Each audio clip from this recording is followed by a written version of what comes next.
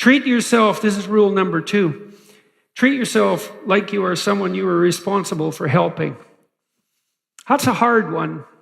I had this voice in the back of my head always when I was lecturing, very serious lectures, that if I could really manage those lectures properly, I would do it with a sense of humor. And I thought, that just cannot be right. How in the world can you deal with a topic that dark in a manner that's playful? I thought but the voice wouldn't go away. And I knew there was something to it. How can you tell when things are going in the opposite direction?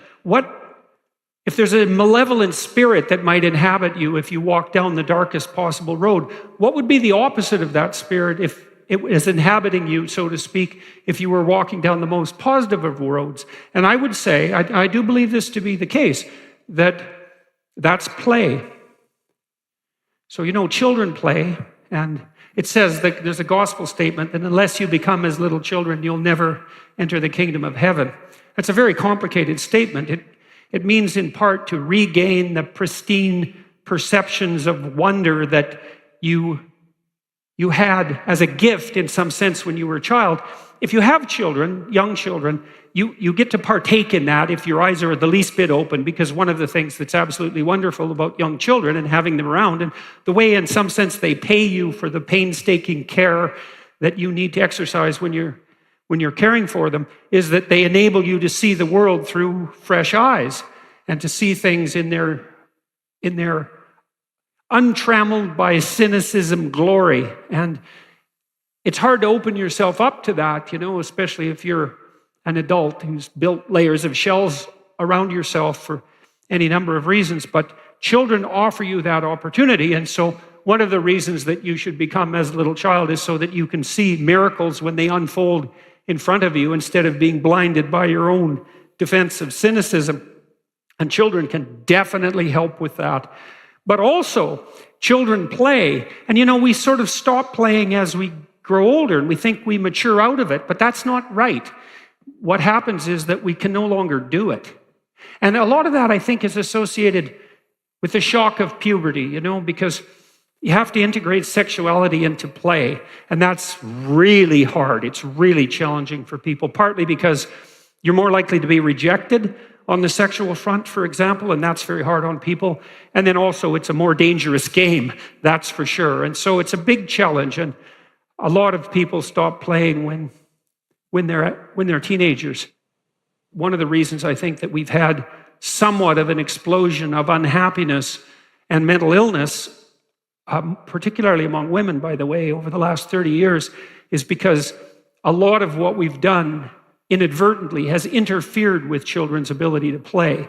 And so, for example, it's very hard for boys to play in school because almost everything they're required to do is antithetical to the rough and tumble ethos of masculine play. That's really hard on young boys. Girls have almost stopped doing patty cake and skipping and that sort of thing. And these are deeply embodied forms of play that might be something like the female equivalent of rough and tumble play among males. And that rough and tumble play is a form of embodied dance, because if you're wrestling, and fathers really like to do this with their kids, and kids really like it, and they really need it. It teaches you the extent of your body, it teaches you how to twist your body and to push it to its limits and to expose yourself to fear. Maybe your father throws you up in the air and catches you. Can you imagine someone doing that to you as an adult? 12-foot high person just tosses you in the air and catches you. It's no wonder children sort of scream with terror and delight, but they do, and you just can't believe how much they need that to engage in that play, because they also learn what hurts them and what doesn't, because the most fun, direct physical play with kids pushes them right to the ragged edge of disaster, right? It's right where it almost hurts that it's most exciting, and partly what you're doing when you're playing is calibrating it to make sure that it's as exciting as possible, but not too exciting. And the rough and tumble play is deeply embodied. It's not just abstract, right? It involves pain and anxiety and excitement and frustration and turn-taking and attention. It's very sophisticated, and that's just on the rough and tumble front. And then later, as kids develop, they start to engage in pretend play. And there's no difference between pretend play and thinking. They are the same thing, and children envision who they might be. They construct a fictional character, a father or mother playing house, let's say. That's a very common form of pretend play.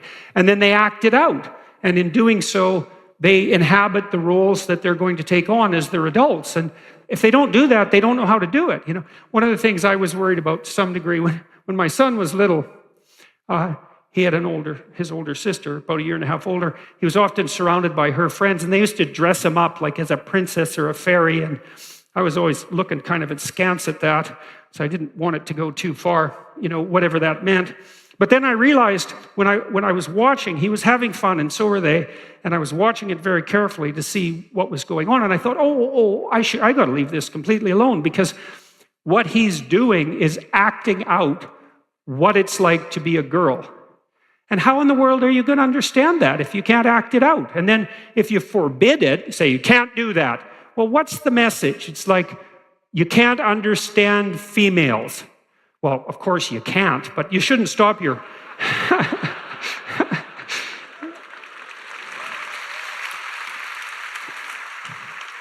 You shouldn't stop your son from trying. That's for sure.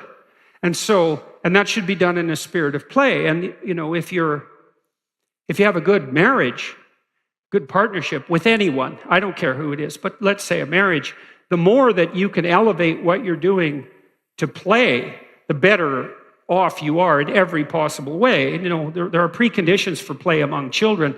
One precondition is the person that you would like to play with has to want to play with you, right? It has to 100% be voluntary. It cannot emerge. We know this even psychobiologically. There's a fair bit known now about the underlying neurological circuitry that's involved in play, because there's a specialized neurological apparatus in mammals for play. And it's not merely a decoration on top of something more fundamental. This is a very, very deep and fundamental part of the human psyche. And the psyche of any animal that has to engage in reciprocal, repeated social interaction. Because you might ask yourself, how do you know if you're interacting with another person properly? Well, you might ask, what does properly mean? Well, it might mean they want to interact with you. It might mean they want to interact with you in a way that could repeat many, many times and maybe improve as it's repeating.